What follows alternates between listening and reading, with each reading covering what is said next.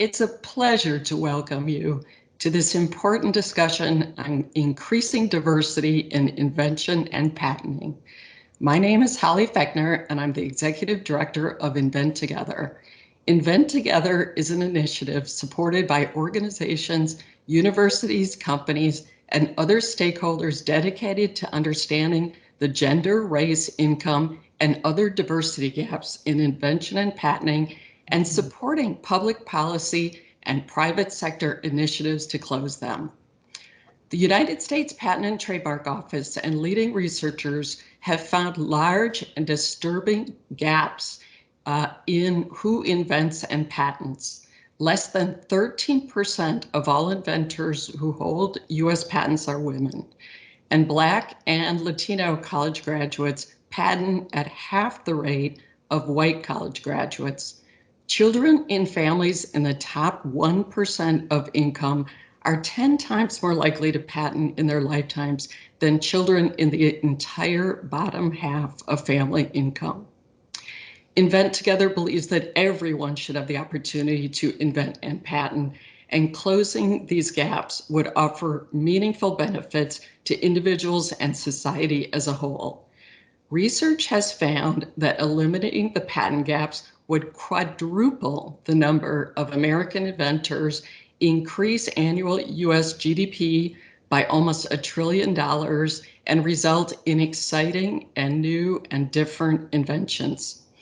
In this briefing today, we will explore the challenges faced by diverse inventors and discuss public policy and private initiatives to ensure that more women, people of color, and lower income individuals can participate fully in the innovation ecosystem. Please check out our website at inventtogether.org and follow us on Twitter at inventtogether. We're honored today to be joined by Senator Mazie Hirono of Hawaii. Senator Hirono has been a champion for expanding opportunity for all her entire life. She is a leader in the effort to increase the diversity of inventors in the United States. And along with Senator Tillis and Chairwoman Velasquez, she is the leader of the IDEA Act, which we look forward to hearing more about soon. Thank you so much, Senator Hirono, for joining us, and we look forward to hearing your thoughts. Thank you, Holly. Okay, I'm using a device and it's not working right now. Doesn't that get you?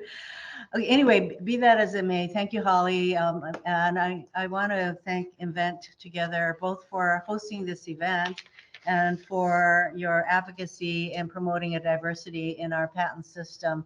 You went over some of the data already, but it bears repeating that women and people of color have made some of the most significant invention in history. Windshield wipers, the home security system, the CRISPR gene editing tool. These are just a few of the breakthroughs brought to us by diverse inventors. Yet, as you mentioned, studies show that women and minorities are grossly underrepresented in our patent system. A 2020 PTO report found that women make up only 13% of all US inventors. And according to another study, the percentage of African American and Hispanic college graduates who hold patents is approximately half that of their white counterparts. And of course, closing these gaps would turbocharge our economy. Michigan State University professor Lisa Cook found that including more women and Black people in the initial stages of innovation could increase GDP by as much as $640 billion. Similarly, the National Bureau of Economic Research found that eliminating the patent gap for women with science and engineering degrees alone would increase GDP by over $500 billion. And that's why increasing diversity in the patent system has been a huge priority of mine.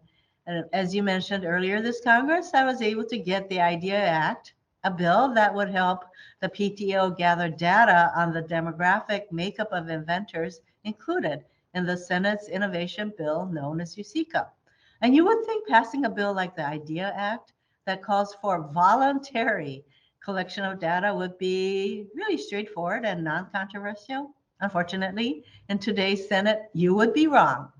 In the Judiciary Committee, we had to beat back Republican claims that this bill would lead to racial quotas and workplace discrimination. And on the floor, Republicans actually forced a floor vote on including the IDEA Act in USICA. Thankfully, enough of my colleagues realized the importance of increasing diversity in our patent system. And by a strong bipartisan vote of 71 to 27, the IDEA Act was incorporated into USICA. And I'm glad to say that the IDEA Act was also just included in the House version of the bill that was released only last night. And I'm going to continue to push for the IDEA Act until it is signed into law. But the IDEA Act alone, of course, isn't enough. That's why I led my colleagues in sending a letter to the director of the PTO, asking the PTO to look into the underrepresentation of women in the patent bar itself. I'm glad to say that the PTO responded by taking steps to expand automatic qualification to the patent bar, making the patent bar more accessible to everyone without impacting patent quality. So there's a lot more that needs to be done. And that's why I look forward to working with Invent Together, all of you and others, to increase diversity in our innovation economy. And not just because it's the right thing, but because America needs the skills and talents of all our people if we want to maintain our place as the world's leading innovator. Mahalo, aloha, keep up the good work, and I, of course, look forward to continuing to push for diversity in our patent system. Aloha. Thank you so much for your leadership, Senator. We look forward to working with you. Aloha. Thank you. And now let's turn to our illustrious panel. So I'm thrilled to have with us virtually this amazing group, and we'll have a discussion, and we certainly invite questions from the audience. So do not hesitate to use the Q&A feature on your screen to throw your questions into the chat. So first we've got Valencia Martin Wallace. She serves as the executive lead of the U.S. Patent and Trademark Office Council for Inclusive Innovation, or as we like to call it, CI squared. She's also the Deputy Commissioner for Patents in the Office of International Patent Cooperation. CI squared is comprised of leaders from industry, academia, and government, and is helping the USPTO develop a comprehensive national strategy on these issues. And we look forward to hearing more today from Valencia about that. Next, we have Nicole Morris, and she is a professor of practice at Emory University School of Law and director of the Tiger Program, an innovative partnership between Emory and Georgia Tech that brings together graduate students in law, business, science, and engineering to take innovative ideas from the lab to the marketplace. Next, we've got Dr. An Chen. She is a vice president of engineering at Qualcomm, a leading wireless technology company based in San Diego. She's a prolific inventor with over 450 US and international granted patents. Dr. Chen received her PhD in electrical engineering from the University of California, San Diego. And finally, we have Dr. Jessica Milley, who is the founder of Research to Impact. Her firm helps organizations, philanthropists, and policymakers leverage data, research, and stories to drive social impact. Before her current job, Jessica was a study director at the Institute for Women's Policy Research and did some of the initial research in this critical area. And again, I just want to remind the audience that we welcome your comments and questions, so please share those in the Q&A function. Okay, let's turn to our panelists. So in 2018, Congress passed the Success Act, which directed the USPTO in consultation with the Small Business Administration to look at what data was available on this issue. And the USPTO in the Success Act report reached this very important conclusion that there is very little publicly available data on the demographics of who is inventing and patenting. And so, as we heard from Senator Hirono, the Congress has been taking additional steps to try to rectify this situation by passing the IDEA Act, which was passed by the Senate in June and was included in the Competes bill that the House of Representatives just introduced yesterday. Jessica, you were involved in some of the very first research on the patent diversity gaps. As a researcher, what would it mean to pass the IDEA Act and to have this demographic data available for further research? Yeah, so as you, Holly, have mentioned, and Senator Hirono also mentioned, the research community has really been sort of coalescing around these issues in diversity in the patenting system. And largely everyone has been coming to the same conclusion that women, people of color, veterans, low-income innovators, all are patenting at much lower rates than we would expect given their representation in the population overall. And of course, as has been mentioned in previous remarks, this is really concerning because we know that having these diverse perspectives at the table tends to result in more ideas, better ideas, and products and solutions that are better reflective of the needs that are most impacted by these challenges that are facing our country. And of course, from an economic standpoint, we know that having greater diversity in patenting, more people participating in the patenting system, can lead to greater economic growth and also individual firm level benefits as well. But I think the challenge is that even though we have this pretty good sense that these groups are underrepresented, there's really no consistent and easily accessible data out there on patenting rates among these different groups of people. As I'm sure most people in attendance are aware, to date, because this demographic information has not been captured by the USPTO, a lot of this has to be inferred through techniques that match inventor names to their likely gender and race, and addresses to likely income groups. And in some cases, these techniques can be pretty accurate, but they tend to be a little bit more limited when you go beyond and want to look at things like veteran status. That's not really something that you can get just by looking at a name and an address, for example.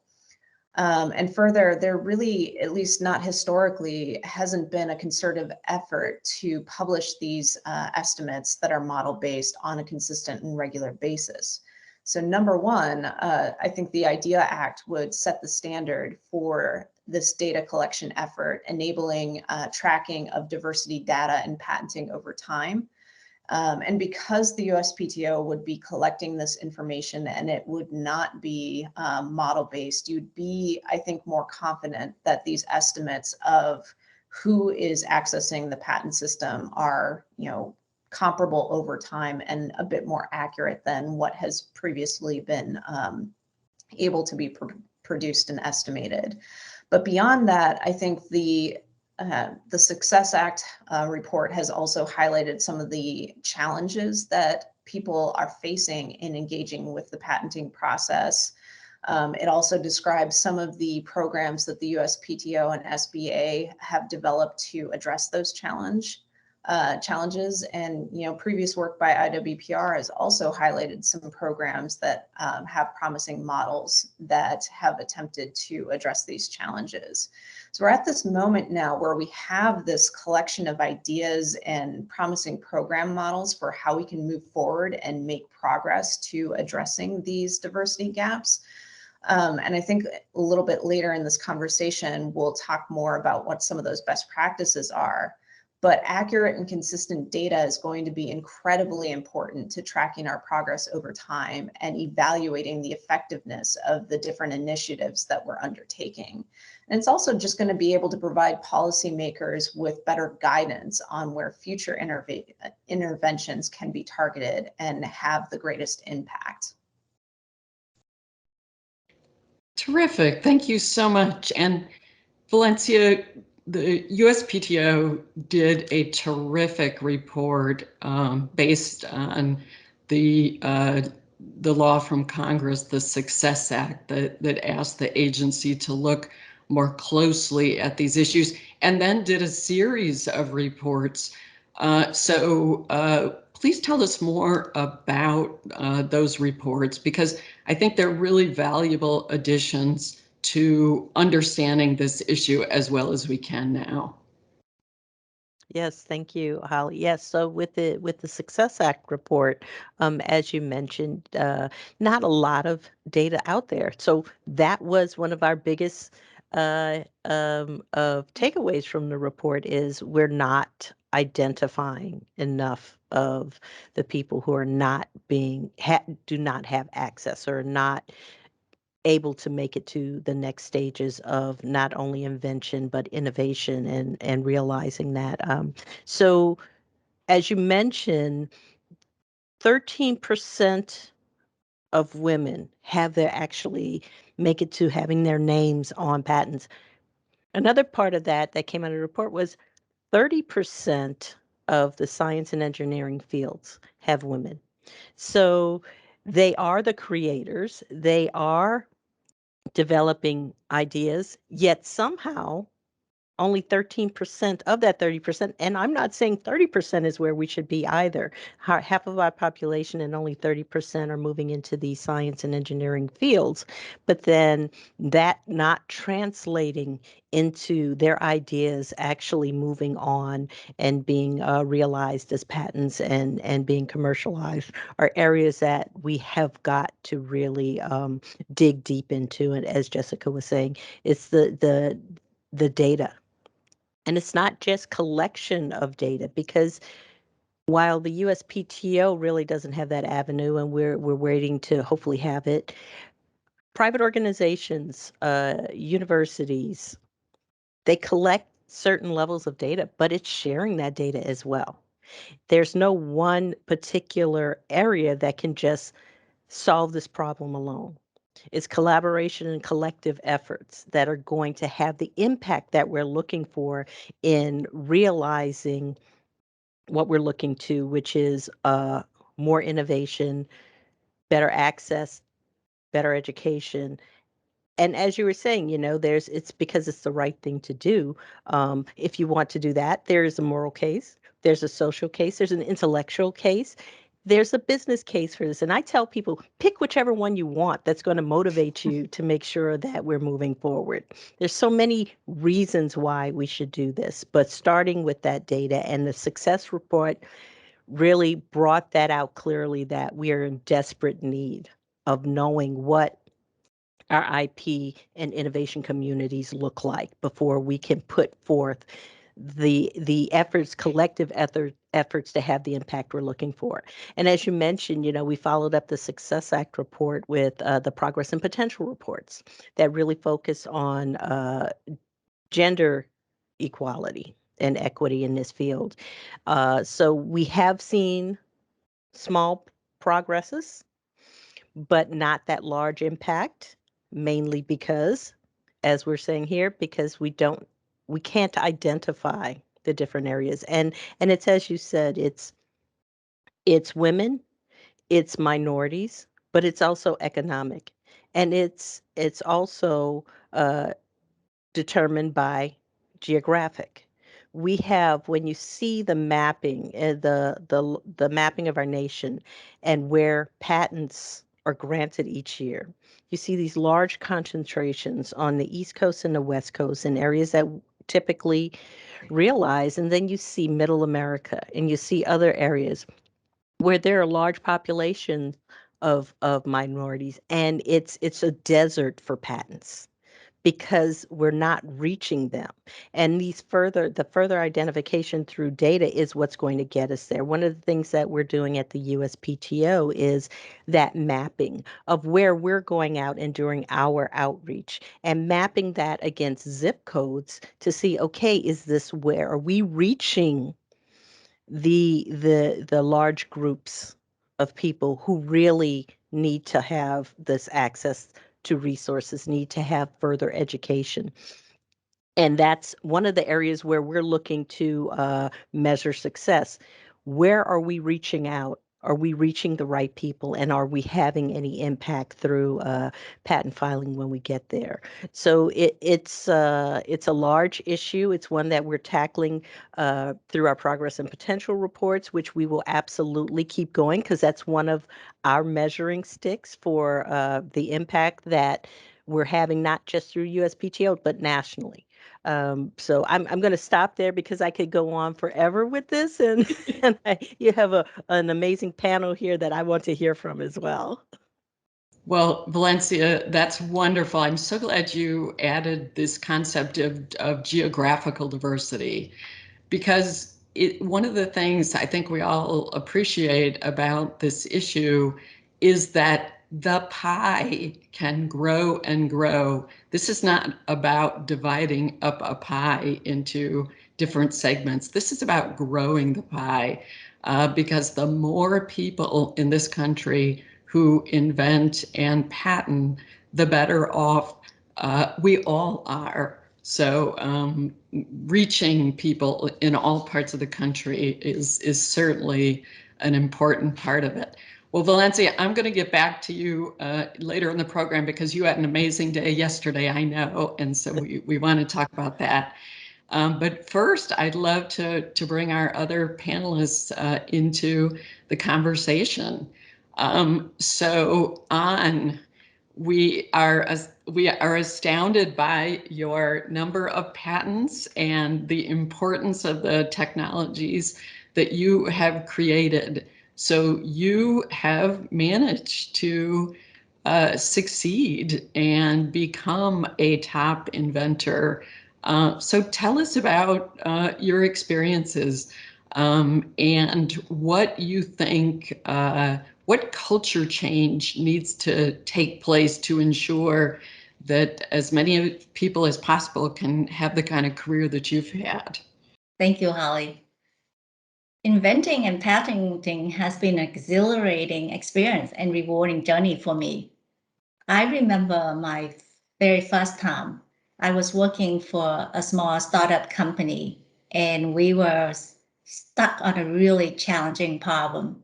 And I remember every night, even after a long day of work, I was just trying to crack the problem. And one night, I had this aha moment. And the next day, I rushed to work, not knowing that I actually wearing a mismatched shoe. And people at work thought that I was playing an April Fool jokes on them on a non-April Fool day. So I came to my technical lead's office, sketched the solutions on the whiteboard. He asked a lot of questions. And then after a long pause, he said, let's patent this. And my first immediate reaction, no, I'm just solving a problem. This is not new electricities or new telephone. But I think this is the problem with, new inventor. In growing up, I read about, the great inventions and discovery by Bell, Edison, Marie Curie. And one would think that whatever you come up will be pale in comparison with those great inventions.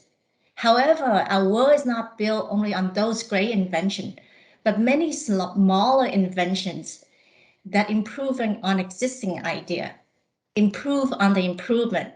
So if those smaller inventions that didn't come along the way over the year, we will be still listening to music through the phonograph. So I would say that for new inventor out there, I think beware of that unconscious self bias. But I believe that educations and training is really vital to demystify the planning process for new inventors, and also get more people to participate. And I also believe that we need more support and educations, in professional development and IP training for our educator at the elementary, middle school, high school, and university level to incorporate the concept of inventing and patenting in everyday's classroom. And also institutions such as our governments, school, company, organizations, and events like this can bring awareness and also stress the importance of the vital role that inventing and patenting play in our economy growth and prosperity, and actually improving the lives of all the citizens. So, for the United States to maintain, our long-standing economic prosperity and global leadership in innovations, we need all Americans to participate. So we look at, women and minority make up more than 50% of the US population. It's an untapped potential if we don't get everyone to participate.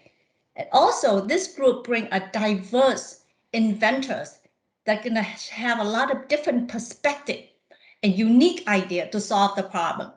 And one beautiful thing about the US patent system is there's no upper limit in terms of how many applications or the number of approved patents to be filed in a particular area. So the more the merrier.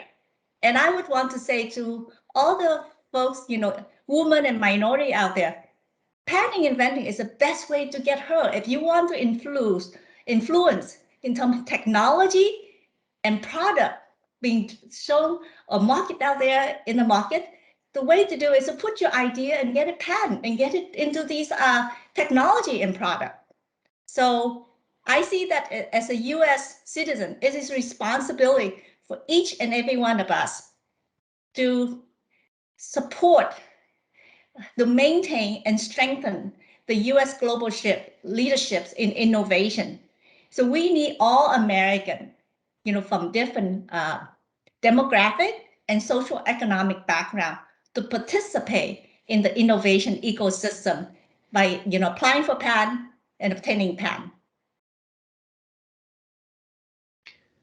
Thank you so much, Ann. You are so inspirational. And I think that's a key part of this is we really do want kids to think about growing up to be inventors and contributing in the ways that you have and the ways that you were just discussing.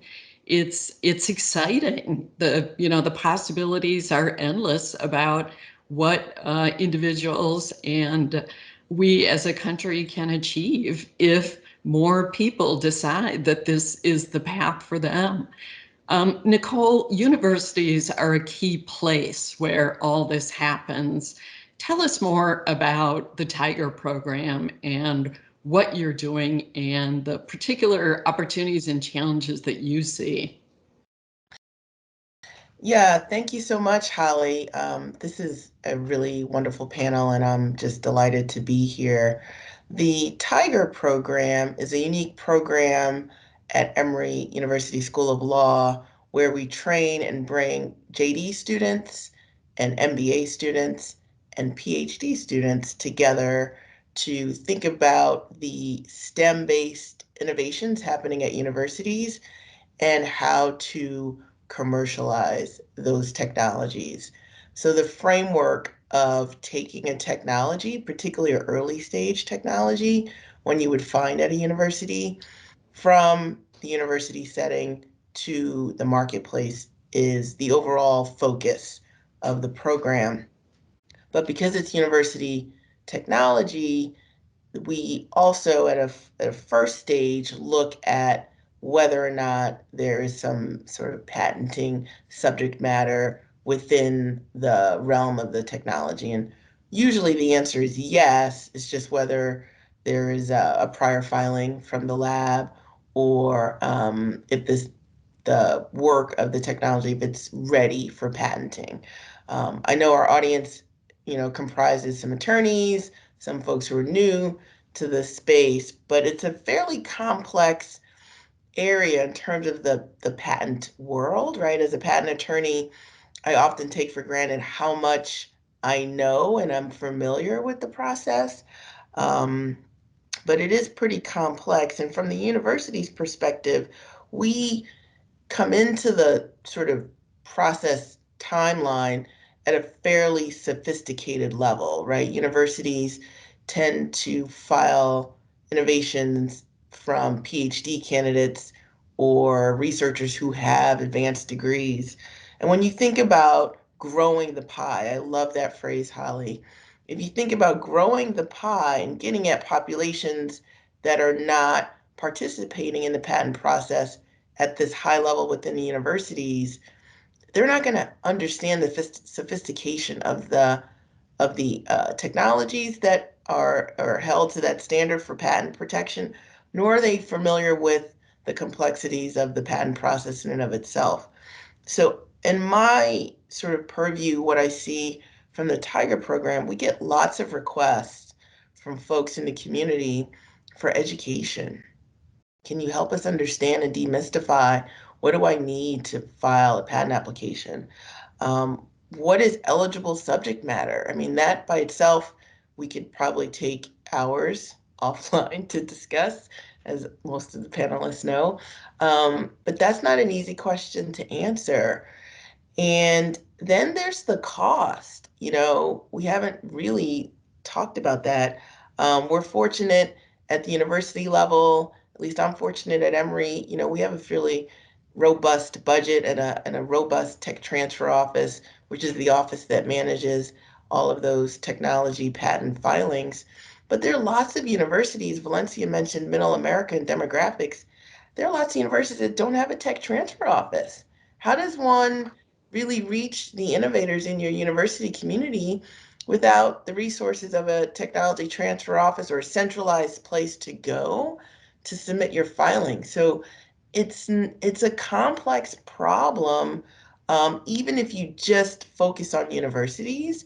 But then when you think about communities outside the university setting, it's really a complex problem because their education level with their understanding of how to get into the patent process is fairly limited and fairly low.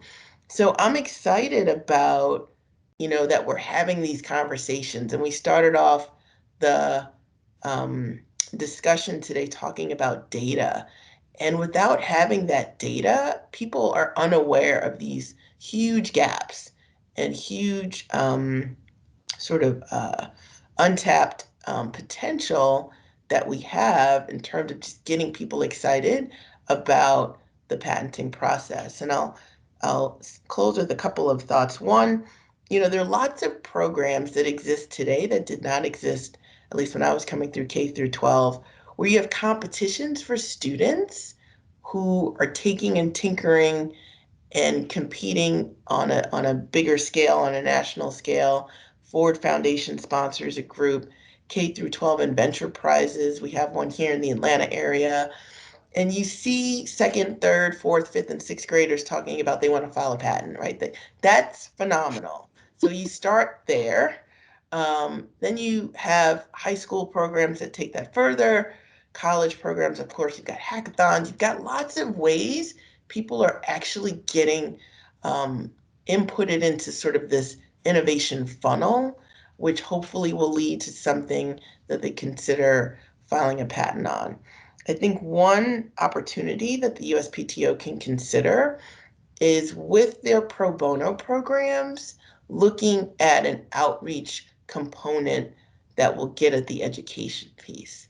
And we have a really thriving Georgia Patents program, which I'm happy to help with the advisory board on, but we struggle with the education part of it because it's a lot of work just getting the innovators in and helping them with the patent process, but doing another layer of external educational outreach is a little bit too much because remember with the pro bono program, all of these services are being managed by volunteer lawyers. So there's, you know, there's almost only so much bandwidth we can have in the middle of a pandemic on top of it doing all of these things. So, but I think there's an opportunity through that effort because you're trying to reach that lower economic demographic with the patent pro bono program. And if there's a way to just tackle on some educational component to at least make people more aware, more informed consumers, I think that would be tremendous. Nicole, I'm so glad you raised this issue about the legal costs and what kind of barrier that is for diverse inventors. One of the people in our audience actually asked that very question. So one point I wanted to raise is in terms of public policy, Senators Leahy and Tillis have introduced a bill called the Unleashing American Innovators Act, which would improve the USPTO's pro bono program and also provide more outreach to inventors, particularly diverse inventors. So we're excited to see that bill. We hope that there's a House counterpart and that bill moves forward. I know Valencia has more to say about this particular issue, so let me bring her into the conversation. Thank you. Thank you so much, Holly. I'm so excited. I'm just getting energized. I can hardly sit in my seat here hearing from these dynamic women and the things that you're saying, the transdisciplinary education and all. It means so much. And kudos to you, Nicole and Emery, for pulling together that level of a program. It is sorely needed. But getting back to the funding, yeah, it is. It's an expensive proposition to go through the patent system. We have tiered um, filing costs depending on an entity status. So we have micro entity and small entity that really are meant to help the independent inventor, the small business, to help move them on and move into the patent system because it is very expensive. One of the things that we're looking at right now as our commitment through the strategy that we're building is a petition, a special petition that we're hoping to have that will allow first-time filers to have a more expedited process as well as possibly lower fees. And on top of that, a level of education through our Pro Se Assistance Center as well as Pro Se Art Unit in order to navigate such a complex system of technology and law. It's one is bad enough. Having to integrate the two is the most challenging thing for any of us. So we are building programs that will allow for not only alleviating those costs of the process, because it's not just the initial filing fee. It costs to go through the entire process, and you're looking at 6 months to 2 years process to actually see your patent realized, and it's very expensive. So we've been looking at that, seeing what we can do to further alleviate those pressures and costs and bring further education to inventors and applicants and pro se applicants to better understand. One of the other things that we do that I'm quite proud of is we have a STEP program. That program is a 3-day workshop where we invite, and it's free, costs nothing. We invite inventors to come in and learn about the patent examination process, understand from the examiner's point of view when a file comes in, what happens and how to respond to the actions that you receive from an examiner, and each stage and the avenues that are available to applicants as they're going through the process to help alleviate that burden of the complexity of this IP legal system. Thanks so much. We really appreciate everything the USPTO is doing on this issue.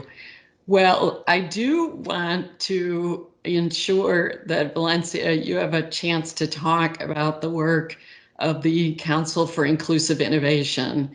The council had an amazing day yesterday with Secretary of Commerce Raimondo, who is chairing the council, presiding over the annual meeting. So as part of the Success Act that Congress passed in 2018, the USPTO took on the challenge of setting up this council and developing a national strategy on these issues. So we're very excited about the progress on the national strategy, and very much look forward to its release. So Valencia, please tell our audience more about what you're up to and when we can expect this national strategy. Thank you, Holly. Yes, yesterday was very exciting for me to hear from the Secretary of Commerce, the Deputy Secretary of Commerce, the administrator of the SBA, all coming forward about their commitments for their organizations and themselves personally to further what we're doing in building a more inclusive, equitable innovation community through inventors and patentees. So we, as Holly said, we met yesterday, our annual meeting with our council members who I have to say, and I told them myself at one point, I was just starstruck at the level of leaders of our nation, the CEOs of large industry, university presidents, uh, independent inventors, uh, VCs, professional organizations, other government agency executives who came out to this meeting. It was a closed meeting, so this was not an opportunity to just showcase what each organization does. They were there to dig in deep, roll their sleeves up, and give us some really good direction in moving forward with building our strategy. And it was an amazing program we had yesterday. And before I go any further, I'm going to say thank you very much to Holly, who is a member of the working group, who is working with my team at the USPTO to build this strategy. Couldn't do it without her. So she's been an amazing part of this organization. I thank you so much. So we met yesterday to give an update to our council members on not only the initiatives or the initiative of a strategy, building the national strategy, where we are with that strategy, but also the USPTO's commitment to action through some of the programs that we are developing in the name of CI Squared and the strategy. Now, with the strategy, we really kept it on a higher level of where we're going because it's the working group that really, like I said, rolls up their sleeves and makes it happen. But just going very quickly, the strategy starts at the creating innovators phase of how do you create an innovator? And the same as what An was saying, STEM is fabulous and we have amazing programs, but how do you then also teach how to invent? And going from there to how to innovate. And so part of the creating innovators phase is looking at formal education, also looking at an educator's development. We have amazing, dedicated teachers at every level of a child and person's education who don't necessarily know about invention, don't know about innovation, in order to, during those really formative years, impart that and instill that in our kids. So part of our strategy is how do we then reach and educate an educator on how to build inventors and innovators. And we also talk about in that phase about the community development and making sure that local communities, every corner of our nation, is part of this process, and it's part of the culture uh, to support, to nurture, to move forward and educate. So the next phase is practicing innovation and what is needed in order to actually invent, to innovate, to move to that next step.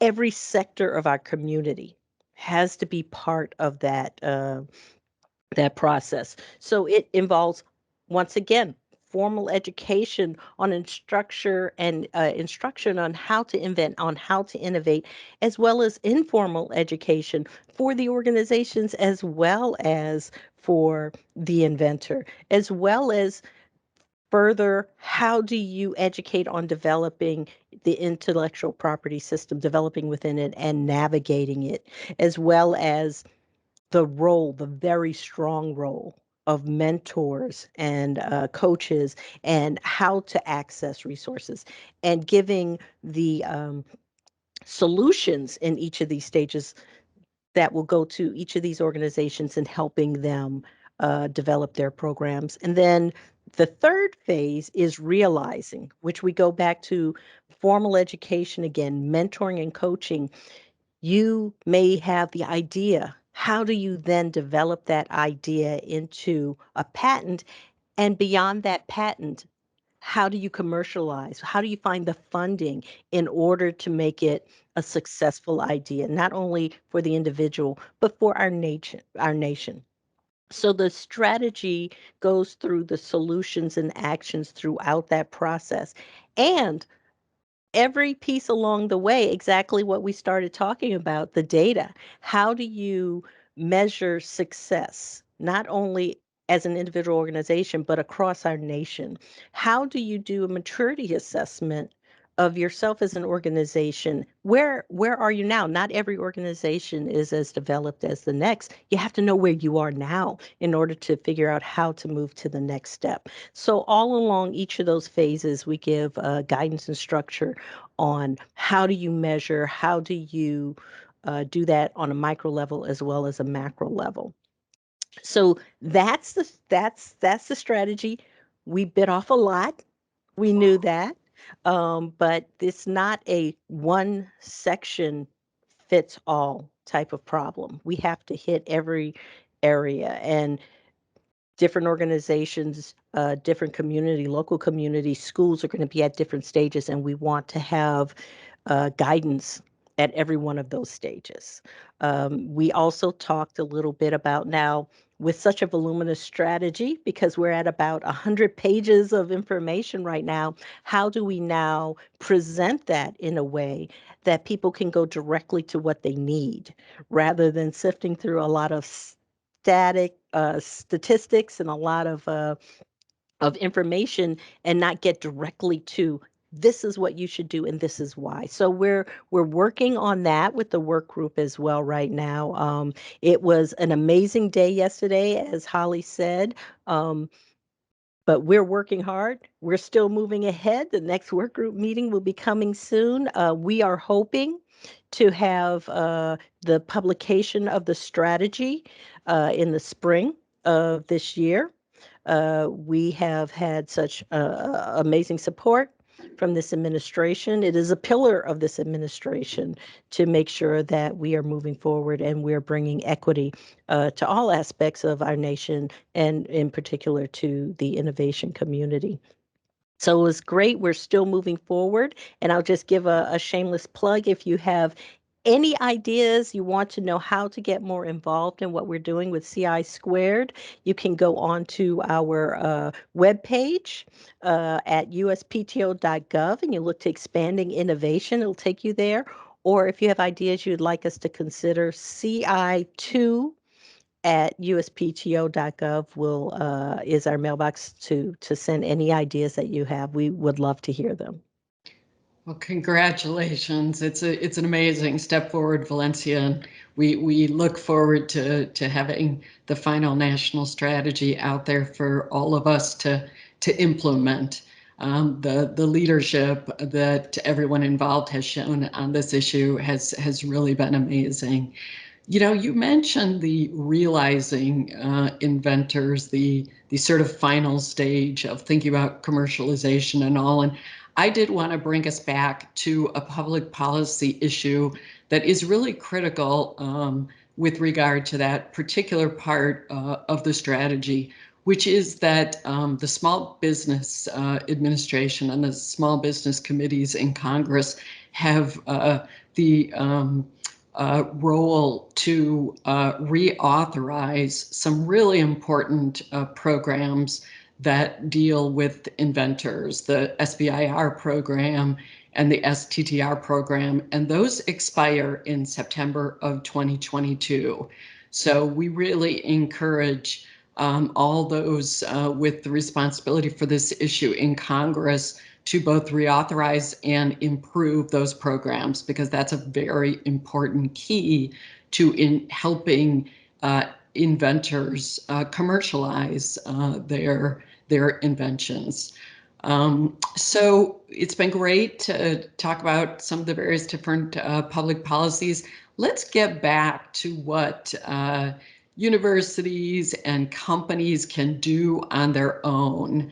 And earlier, Jessica mentioned the idea of best practices, because we all, I think, have a responsibility to take this on wherever we are, whether we're at a company, whether we're at a university, whether we're, teaching younger children. And look, I think the Tiger program is a perfect example of what a great best practice would be. Jessica, help us understand what researchers have learned about best practices. Sure. I think you're exactly right in saying that, there are absolutely things that we can be doing at the corporate level, at the university level, at the individual level, to be tackling these issues while we're still trying to make progress at the federal level for tracking this data. So I'm going to keep my data hat on for a little bit here. But I think that tracking the participation metrics that you really care about is going to be extremely important, regardless of the setting that you are looking at. This is true for universities, corporate, of course, at the federal level. But without these clear and consistent metrics that are regularly collected and analyzed, you're not going to be able to clearly understand where the gaps are and who is and who isn't being included. And you won't be able to learn whether the interventions that you're trying are actually helping you achieve greater inclusion in patenting or not. So that's one best practice there, is to figure out what metrics you really want to change and develop your own data strategy to consistently, regularly collect and analyze those metrics. And there really has to be intention behind those metrics that you're setting too. So you have to set realistic goals for those metrics, regularly evaluate your progress towards achieving those goals, and really engage in an intentional process of reflection of what those metrics are telling you in terms of what's working, what doesn't seem to be working, and continue to refine and hone that approach that you're taking wherever you are. And further, there really needs to be some accountability for making progress towards those goals across the organization that you're looking at. I haven't seen any research on this specifically in the patenting field, but within like corporate leadership, corporate diversity, we see that companies tend to be more successful in achieving their diversity goals when those goals are clearly articulated across the organization and managers are held accountable for making progress towards those goals. So there really needs to be that buy-in, that clear and transparent, roadmap of where you want to go and what you want to achieve in order for these efforts to work. The second thing that I would say comes from the program and policy development side of things.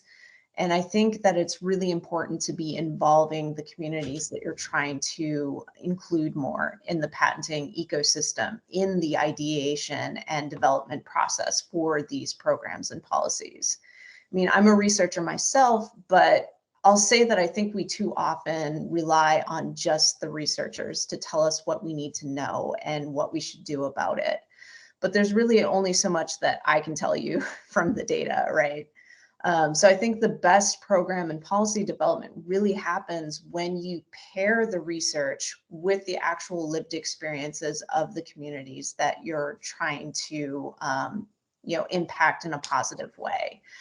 And just like we've been saying about the value of diversity in patenting, I think it's equally the case that the solutions to these patent diversity issues, if we have diverse voices at the table who are developing these solutions, we're going to have more innovative solutions that better meet the needs of these communities. I'm looking at the time and I want to make sure that everyone else has a chance to weigh in on this. So I'll stop there. Thanks so much, Jessica. Tell us more about what Qualcomm has done to support diverse inventors and all inventors working at the company. So Holly, patenting and inventing is what we do at Qualcomm. So at Qualcomm, we find the brightest and the best engineer that we can find to help to solve the most challenging problem on 5G and future wireless. We also have many excellent programs to support diversity and inclusions, and also promote and bring awareness the importance of inventing and patenting and close the gaps in patenting. But I'm really proud to say that we have excellent program in place to support both new and seasoned inventor. I really applaud Qualcomm for demystify and democratize inventing for all employees.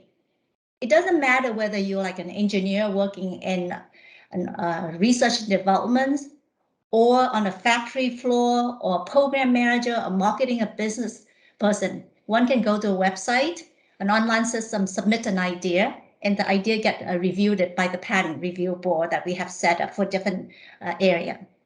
As an inventor, I have learned and grown so much through that process. And what Qualcomm make, it really create a low barrier entry for all the employees to participate.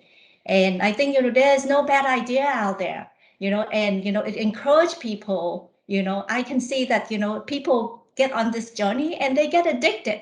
There are people who actually gather together and do brainstorming during lunch, say, you know what, I think this is really cool idea. Can we build on top of that? And we see community form, to go off on and fine-tune this idea. So I really applaud Qualcomm, to make democratize the invention process for all the employees. And I hope, this system can be emulated, elsewhere to make that accessible to everyone. Fantastic. Thanks so much. Well, we are getting close to the end of our time together. I do want to give all of our speakers the last word, but let me thank the audience for joining us. Be sure to check out inventtogether.org and follow us on Twitter at inventtogether. We are so excited about the progress that is made so far in this area, and we look forward to further progress. So let's go around the room, and if everybody could give their one or two key thoughts in 30 seconds or less that you want to leave the audience with. Let me start with you, Nicole. Yes, I think I will leave the audience with universities can do better here. We've done a lot, but I think we can do better. My one idea would be to bring intellectual property or invention education into the undergraduate classroom. And I think you start there, and that just plants the seed that grows further. Fantastic. Jessica? I don't think it's going to be any surprise to anyone that my big takeaway here is that, this is a really important issue, both socially and economically. And one of the things that's going to be important moving forward in tracking progress is having consistent, accurate data to be collected. So that's why I think the IDEA Act is going to be so critical towards, moving forward. Thank you, Jessica. An? Yeah, I encourage closet inventors out there to seek help to get your idea patents, and we need everyone to participate and make our innovation ecosystem richer for the United States. Wonderful. And Valencia, the last word. Thank you. I would say this is an issue that we are all responsible for. Go out there, make a difference. Whatever your sector of the IP and innovation community is go out and make a difference for the future of our nation. Thank you all for joining us, and thanks to our audience. Have a great day.